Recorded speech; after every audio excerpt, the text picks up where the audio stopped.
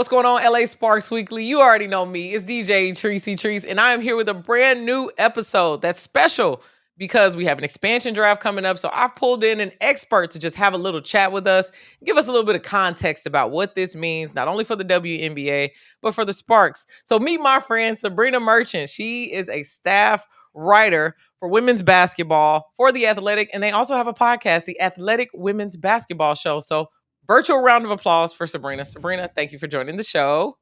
Yeah, thanks for having me. Anytime. I always love to run my crazy ideas behind you not behind you, to you when we're in the press room. So I'm like, hey, you think we could get this crazy trade? And you're like, nope, no way. No way possible. So yeah, that's me. I I'm always, just a bucket of cold water all the time. no, I think you have a very Kidding. realistic approach to it. A lot of methodical different things. Like you talk to the coaches, like you just have this huge vantage point that we might not have because we're just fans or we're just people looking on the internet and being super fans. So first up, like how weird is it that we're having an expansion draft? And if you could just generally explain what that is to people who might not be familiar. Yeah, so this is the first time the WNBA has had an expansion draft since 2008 when the Atlanta Dream joined the league, because that was the last time a new team joined the WNBA. And essentially what happens is the new club, the Golden State Valkyries, gets the opportunity to pick one player from every team in the league. And that means players who are on the current roster. It could be players who have been drafted but aren't necessarily signed to a team yet. An example of that, I don't know how much our LA Sparks Weekly listeners think about all the other teams, but like Elizabeth Kitley, she was drafted by the Aces last year, but didn't end up signing a contract yet because she was rehabbing a torn ACL. She's available to be picked.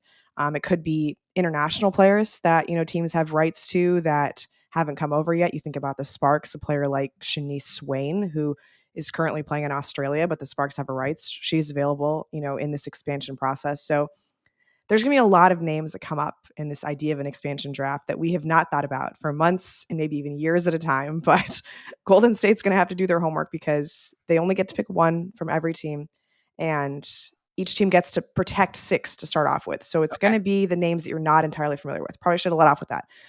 Each team in the W gets to protect 6 players who Golden State cannot touch. And so Golden State then has to work from the remainder of their rosters. So you think about the rotations that a lot of teams use. 6 is pretty much the bulk of it, right? So it's going to be interesting to see, who the Valkyries are, keeping their eye on and what kind of roster they choose to build. And even if they, want to take players who are available to play this year, right? Because maybe they're going to want to save roster spots for free agency in the draft, right? So there's so many things we can get into, but just bulk of it, 6 protected players. Golden State gets to pick one from every team. Got it. So we also think about like Odyssey Sims got to the Sparks. She didn't have a roster spot, and she was a dynamite player for not only us, but for Dallas last year. So we think about like opening that up and saying people who aren't on the roster, who don't have a signed contract, and you think about an Odyssey Sims that might be out there. It's like, whoa, there's a bunch of talent. It's not like they're picking from a G League or anything of that stature where there are lesser players. We're talking about competitive players who might not have gotten a roster spot, but now have the opportunity to be picked by this new franchise.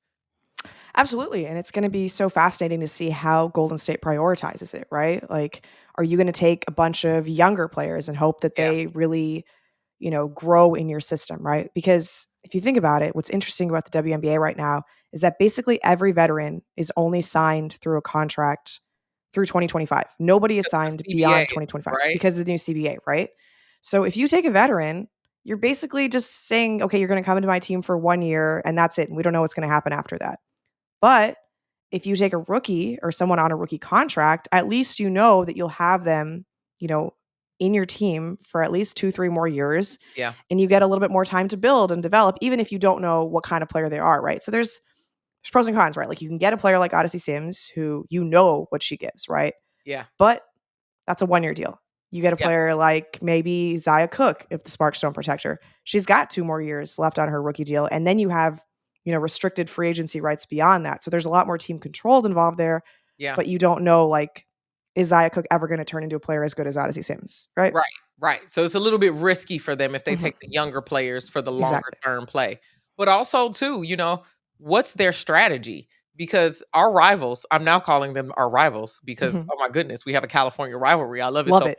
I have new Yeah. people I can hate. So it's like, so what's the strategy gonna be? Because you're a new franchise. Do you go with younger players and kind of bomb the first couple of seasons and kind of Mhm. figure it out, or are you wanting to be a contender? How what are the odds that the Valkyrie will be a contender next year based on just the people that they pick? And they still get to participate in the draft, yes or no? Yes, so they have the 5th pick in the 2025 draft, so after the lottery, and then they also get to participate in free agency just like everybody else. So technically, they could just pick a bunch of players that they want the rights to, not even sign them, and then just sign like 10 free agents, Yeah. in the offseason. And if you think about Golden State, this is a team that is under the same ownership umbrella as the Warriors. They have a lot of resources, a lot of investment. Yep. Joe Lacob has said, they want to win a title within the first 5 years, just like he did when he bought the Warriors. So maybe this is a team that wants to be good right away. Maybe they're going to use their assets and try to trade for some veterans. Like you think about, Yeah. a player like Kelsey Plum, right? From California, Mhm. uh, is a free agent with Las Vegas. I mean this in like the nicest way possible towards Kelsey. She has like some personal problems that happened in her Yeah. last year in Las Vegas, and maybe that's a place she wants to get out of, right? So maybe if you're the Valkyries, instead of using the expansion draft pick on Vegas, you say like, "Hey, we'll send you our 5th pick in the draft. You give us Kelsey Plum," and that's the way you build your team, like from Yeah. the ground up, because then you can get good really fast. So I kind of think that the Valkyries are going to try to make a splash right away. Like I don't think they're going to be as good as, the New Yorks or the Minnesotas or the Connecticuts, or Connecticut's a different situation now because they've got a lot of rebuilding going on there, but like Yeah. I don't think they're going to be able to contend right away, but I also think that they don't just want to be like, "Oh, we're going to be in the lottery in 2026 right away." Like Yeah. that's not what they're settling for. And besides, the really good draft is 2027. So that's the year you want to be bad.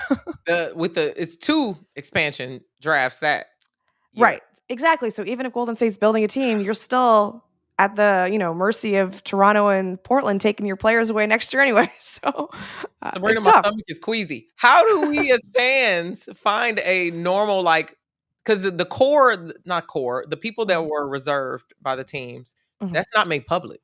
Correct. The protected lists are not made public. So we have no clue who we're You even know what's rooting for. crazy? The other teams don't even have a clue. So if you're the GM of the Los Angeles Sparks, you don't know who Atlanta decided to protect. You don't know Yeah. who Chicago decided to protect. So if you're trying to make deals around the league too, you've got to do your work just like we do as reporters, right? Like the Yeah. WNBA did not give a list to anybody but Golden State. So there is secrecy throughout this whole process. It's just like, who wants to give me information? What kind of trade can I make just in terms of like names, right? Yeah. Not even like actual trades. So it's very funny. Like we're all in the dark a little bit here. Yeah.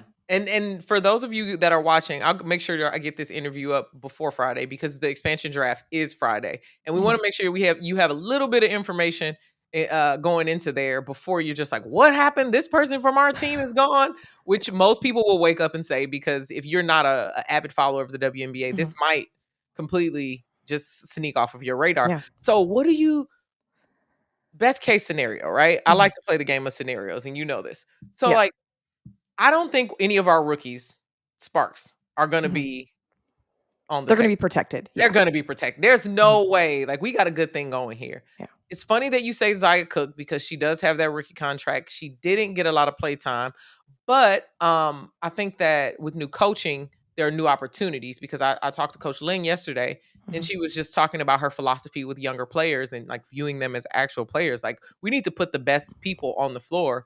Um, Mhm. and she doesn't really view development in ways that I think we would or even other coaches have. Right. So, you know, we love Zaya.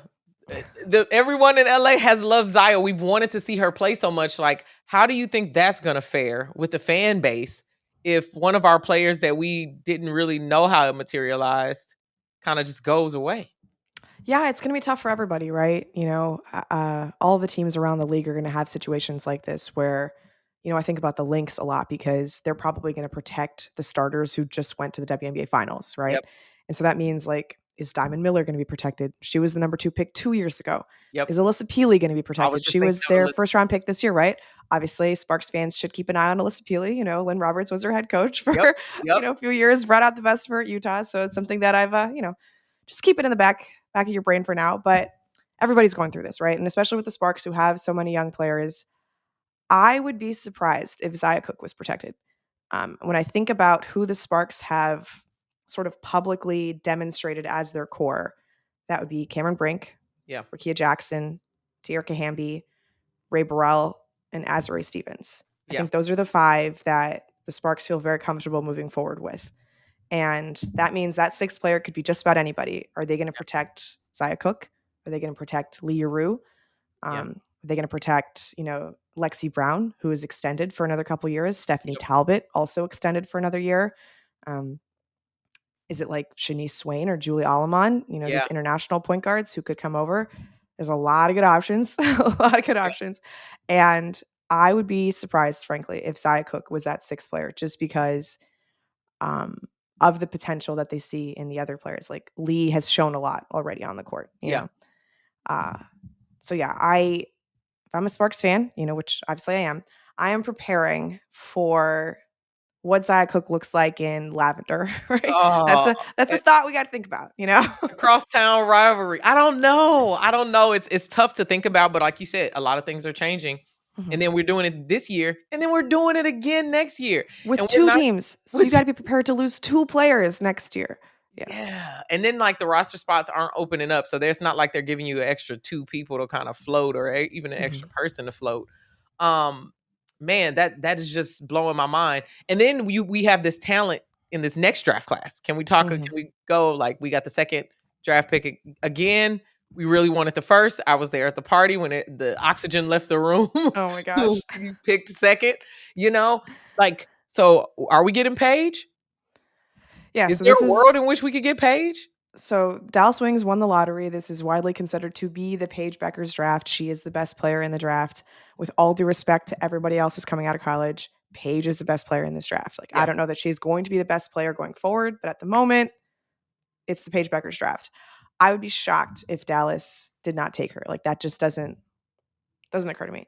What could happen is Paige decides she doesn't want to go to Dallas and asks them to trade her.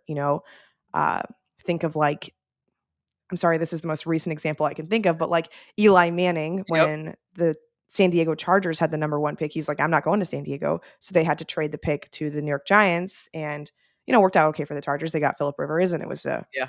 fun time for everybody. But that's the kind of leverage I think Paige could, exert here. She could say, hey, I want to go to LA or Golden State or Washington, like get me out of Dallas. This ain't happening. Yeah. And Dallas probably would just get a couple other draft picks out of it. Yeah. But Which wouldn't be terrible because, they're losing some bigs. So yeah, it's like, you need Kiki. This is you my could use personal Kiki. Yeah. philosophy. You need Kiki. You Mhm. don't need Paige. We need a point guard. That would be I if mean, I Paige could next to conquer. Enrique makes a lot of sense to me. I get it. It's a lovely fit. But no, I'm with you. I think, they're losing Natasha Howard. All the rumors suggest that Satu Sabli wants out too. So Yep. basically, your power forward position is just Maddie Segrist. I like Maddie a lot, but you could play Maddie and Kiki next to each other at the 3 and 4. I think that works just fine. Yeah, and Right? Kiki can dunk. Have you seen Yeah. Kiki dunk? I've been talking about that. Like, she's been posting. I'm trying to sweeten the deal so maybe Dallas hears some of my She's little got some clips. athleticism. Yeah. She's athletic. She's a great tool. She's like a little And Ricky. it is not unheard of for WNBA players to demand trades, right? Like, it happens all the time. Kalia Copper just got to Phoenix this last year because Yep. she wanted out of Chicago. Um, like Marina Mabrey and Alicia Gray, who aren't even of the caliber of those 2 players, both demanded trades out of Dallas. They They got got out out. of Dallas, Yeah. So it's a little different for a player like Paige to do it before she even gets to the league, but she's a big deal. If she wants to do it, I'm sure she can She's make it great for our happen. market. Yeah. LA, she's Hollywood, glitz and glam, everything about She her was in brand. LA all the time this summer anyway for all of these events that she was taking part of. Clearly is comfortable here. I mean, Just get the Kurt apartment. Miller, that's the problem. That's got to be a deal with Kurt Miller, right? I know. That's why I'm like, can we call Kurt? Give us a favor, man. Take You and Kiki. Reagan are best buds, right? Have been for so long. Let's play nice here. So, all right, cool. So we talked a little bit about the Sparks. What do you think are so after Friday, Mhm, the expansion draft, what do you think is going to happen with the dust settling and the reconfiguring of it all? Because we're still in a transition period. We just got mhm, our coach named.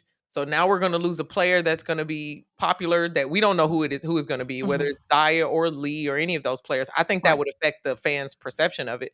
What do you think the Sparks do next? So, generally the WNBA kind of goes on a quiet period through the end of December, right? This is like the only downtime. Yeah. Free agency opens up in January.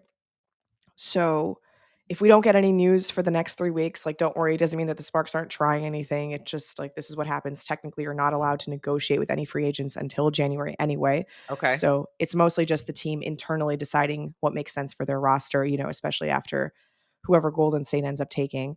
It's gonna be a lot of time for Lynn to learn, the players on this team and what, she sees as a capable system and yada, yada, yada. So if we don't get a lot of public news, it's fine. Until January 1, nothing can legally happen with the Sparks anyway. Okay. But then January 1 is when you're allowed to start talking to your free agents, giving qualifying offers to restricted free agents, all of this little nonsense. I imagine a lot of the WNBA personnel are going to be going to Miami as well to see the Yep. big stars in Unrivaled, Yep. just to see how everybody's doing there. The Sparks have 4 players, 4 in Unrivaled. Dearica, Rakia, Ray, and Azare. Yeah. Yep. Yep. And So then Nola is Nola, who yeah. unfortunately as of the moment is not a member of the Spark staff, but let's No, I see hate if it that so comes back. yeah. So yeah, I think for now it's let Lynn Roberts assess the roster, let her and Reagan figure out what their plan of attack is. It's going to be in free agency. As you and I know, number one option has to be getting a point guard, whether that Sure. means drafting Olivia Miles, who technically can use another year of college, is not even guaranteed to come out in this draft, Exactly. Yeah. right? Or if another point guard, strikes their fancy, like Georgia Amor is in this draft, a few other guards who potentially could be interesting for the Sparks. Um, or if it's, we want to get one in free agency, like Yeah. We there's might some get people out there. the dust. Once the dust settles, Yeah. I think this is going to be one of the hottest gossip like Mhm. trajectories for WNBA basketball in a really long time. I'm excited Yeah. to see what people are saying, what kind of rumors go. There have been a couple things posted on accident. I don't know if you saw Right, the Toronto did you see that? logo is I linked, know. right? And I think someone on Threads was saying that they think they posted it to like test the waters, and everybody Okay. hated it. It was not the hustle, it's the tempo. Toronto Tempo, yeah, tempo. the Toronto Tempo. Yeah, Um, yeah. I don't know. I don't know how I feel about it. The Toronto Women's Hockey League team just got their name. They're the Toronto Scepter, like the thing that Okay. like a king carries, Yeah. right? And apparently, like the big news there is that the initials are TS, and it looks too much like Taylor Swift's logo, which is very funny to me. So we're going alliteration with Toronto Tempo, which is cool. I like alliterations. Tempo, obviously, basketball term. I do think it's kind of funny that they could just like throw it out, like test it. Someone told me Yeah, they're just like, maybe it's just like Toronto temporary. I'm like, oh, if that's the case, then why wouldn't Portland also be on this league that everybody else be saw, doing right? that league. Yeah, yeah. I think immediately when I heard it, I thought about the G League, the hustle.